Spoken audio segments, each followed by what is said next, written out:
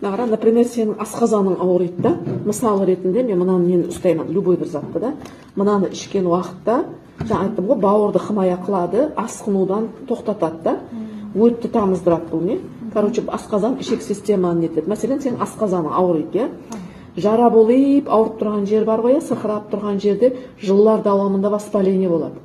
Жылдар давамында өзгеріп тұрған участка, неде азмас, грубо айтамын, мен ол натурада айтатқан, просто мен сені түсіну үшін неде азмас ірейді нетеді, өледі клетка, да?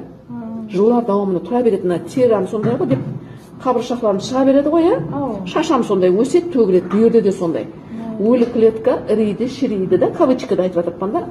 Енді действительно, бірақ негізі іште сондай процесс болады. Ауру жердегі не отторгация етіп үзіледі ол. Сөйтіп іріп шіреген клетка қанға түседі. Сол свободный радикалы деп айтылады. Ол адамға қатты зиян, адамды улайды, себебі ол ішке